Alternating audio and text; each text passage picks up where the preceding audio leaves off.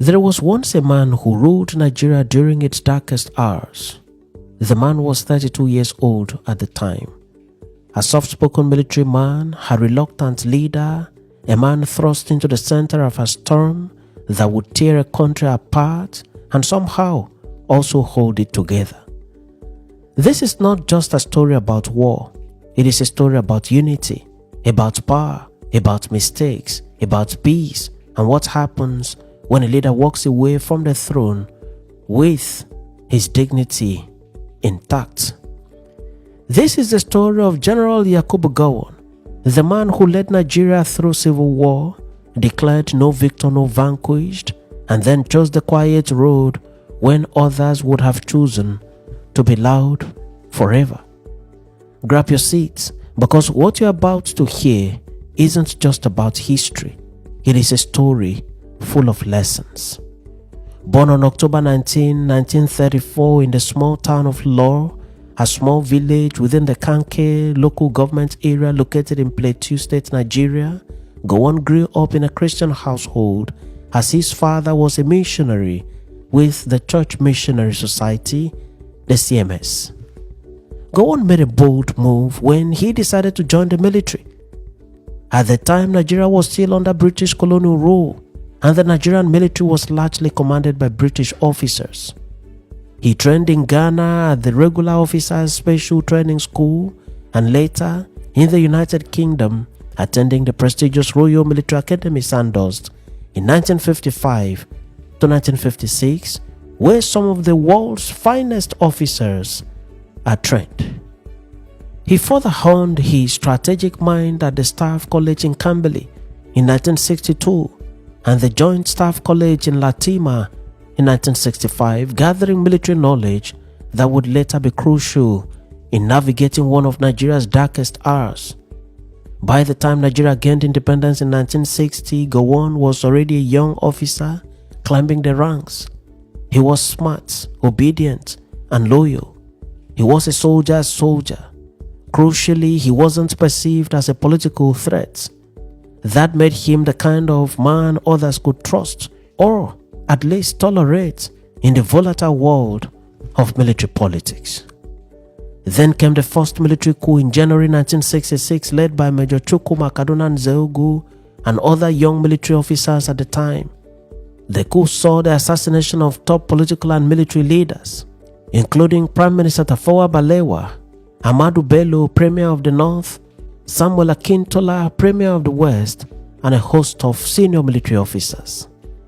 This coup, perceived by many as ethnically skewed, violently destabilized the nascent young nation of Nigeria. The coup was bloody and controversial because many of the victims were from the north and most of the coup plotters were from the then eastern region. At this point, things were getting out of hand. There were violent reprisals against Igbos in the north, leading to thousands of deaths, and Nigeria began to really crack. In the ensuing chaos, General Yakubu, the most senior military officer in Nigeria at the time, who hailed from present-day Abia State, took power as Nigeria's first military head of state. But Ironsi's leadership was short-lived. Just 6 months later, on July 29, 1966, another military coup erupted, this time led by northern officers seeking revenge. Ironsi was overthrown and murdered, along with his host, Lieutenant Colonel Adekunle Francis Fajuyi, at a place called Lalupon in Ibadan. Fajuyi was the governor of the Western region. Amid all the suspicion, betrayal, and bloodshed, a quiet young officer named Yakubu Gowon was chosen to take charge of the most populous country in Africa. He was just 31 years old at the time of the coup that brought him to power, turning 32 in October of that year. But why Gowon? This was the question many people asked, and the answer was simple. He was neutral. A Christian from a minority ethnic group, the Angas, in the middle belt of the north, not Igbo, not Yoruba, and not seen as power-hungry. He wasn't directly involved in either the January 1966 coup or the July counter-coup of the same year. And most importantly, the army leadership, particularly those from the north, believed it could hold Nigeria together, or at least try. So, on August 1, 1966, Yakubu Gowon became Nigeria's new head of state. Just like that, a young man from the highlands of Plateau found himself sitting at the top of a fragile, angry, and bleeding nation. He did not ask for power, but power had chosen him. And what lay ahead would test him like nothing before. The road to unity would begin, but not without war and not without bloodletting. When Yakubu Gowon took power in August 1966, Nigeria was a ticking time bomb. Ethnic tensions were at an unprecedented high. Trust was low, and the military was deeply divided along tribal lines. The dream of a united Nigeria was slipping away, and fast. The immediate challenge facing Gowon was how to keep Nigeria from breaking apart. But the damage was already severe. In May 1967, just months after Gowon's rise, the military governor of the Eastern region, Lieutenant Colonel Chukwuemeka Odumegwu Ojukwu, announced the secession of the Eastern region from Nigeria, forming the independent state of Biafra. To Ojukwu and many Igbo people, it was a matter of survival. They had faced massacres in the north, with estimates of thousands killed in anti-Igbo pogroms in 1966, felt abandoned by the federal government, and believed that breaking away was their only hope for security and dignity. But to Gowon and to many in the north and west, Biafra's secession was unacceptable. It meant the dissolution of Nigeria as a sovereign entity. It was in fact seen as an affront to the dignity and sovereignty of Nigeria. So he made a choice, a difficult, controversial, and painful one at that. Gowon declared war to, quote, keep Nigeria one. What followed was one of Africa's most brutal civil wars. The Nigerian Civil War, also known as the Nigeria-Biafra War, lasted from July 6, 1967 to January 15, 1970. Over 3 years and 6 months, an estimated 3 million people, mostly civilians, lost their lives. A significant portion of these deaths, particularly in Biafra, were due to starvation and disease caused by the Nigerian government's total blockade of Biafra, both on land, by sea, and by air. Food was prohibited from entering the Biafran enclave from Nigeria.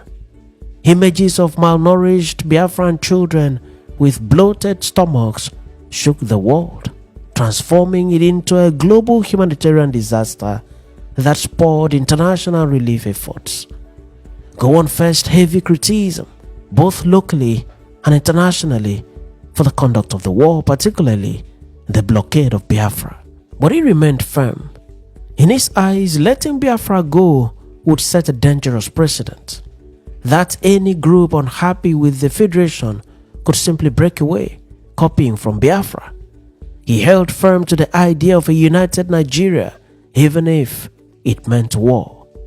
To Gowon's credit, when the war ended in January 1970, he did not seek revenge. Instead, he famously declared a policy of, quote, no victor, no vanquished. He offered a general amnesty to Biafran soldiers and promised reconciliation, rehabilitation, and reconstruction, what he called the 3 R's. This was a remarkably magnanimous gesture, defying expectations of punitive measures. Despite these gestures, the post-war years were difficult. Rebuilding the East proved harder than expected. Promises of compensation did not always reach the people, and many former Biafrans were left impoverished, feeling excluded and angry. The wounds of war ran deep, and they still resonate. But Gowon pressed on. He tried to restore faith in the Nigerian project.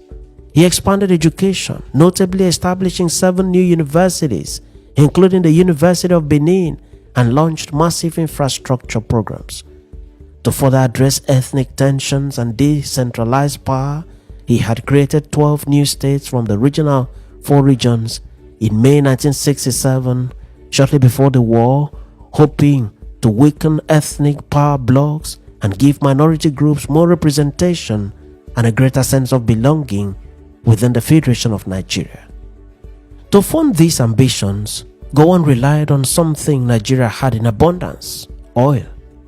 The early 1970s saw an unprecedented oil boom driven by the 1973 Arab oil embargo, with Nigeria's oil revenue surging from 176.4 million naira in 1970 to 5.1 billion naira in 1974.